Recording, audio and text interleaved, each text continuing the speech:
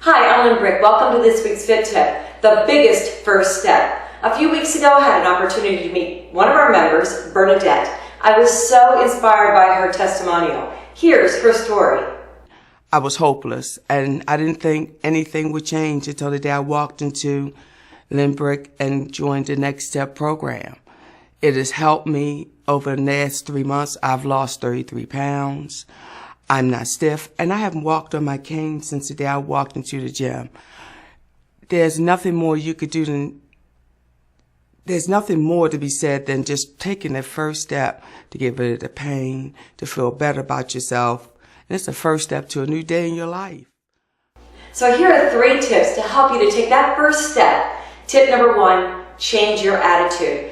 By listening to Bernadette's testimonial, I was inspired, and I hope you were too. And she was experiencing a lot of pain in her knees, and not only from inactivity, but also from an injury. And she had to walk with a cane every single day. But one day, a friend called her, and it just so happened to be the anniversary of her mother's passing.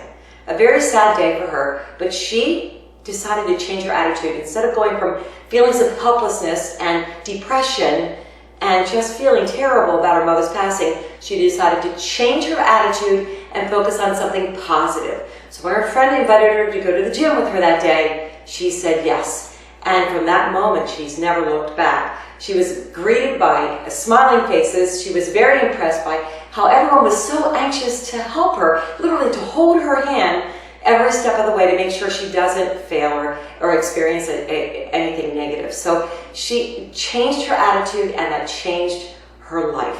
The second tip to help you to take that first step is to face your fears. Bernadette had a lot of fear about getting up off the couch. And she not only changed her attitude, but she faced her fear. And a lot of people have a lot of fears. Fear of failure, fear of looking stupid, like I don't even know how to turn on the treadmill.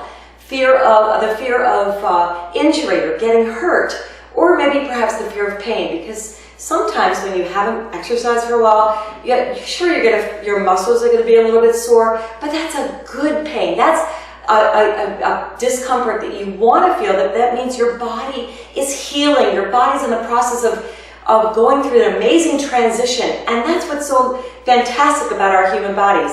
They are an amazing machine, and they really want to help to heal you and prevent debilitating diseases such as osteoporosis, heart disease, diabetes, and obesity.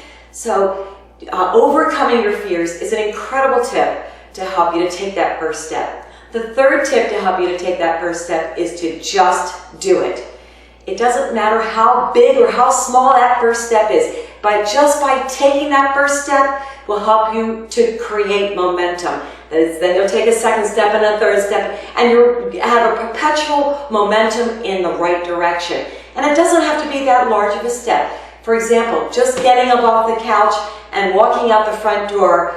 You don't even have to have special clothes or special shoes. Just go for a walk around the block. Or maybe park your car a little further away from the grocery store, and as you walk into the grocery store, those extra steps will be in the first step in the right direction.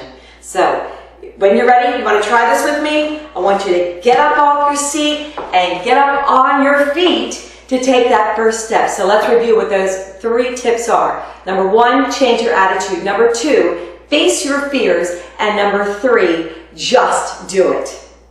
So today's thought for the day is by Ralph Waldo Emerson. Do the thing you fear, and the death of fear is certain.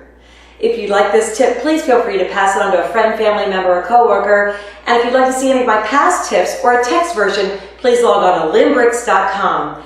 And I'd love to hear your feedback. Please make a comment, post a comment, a suggestion for future tips, or any comment you'd like on Blogging with Lynn. That's blogging with LYNNE.com. Until we meet again, you go, girl.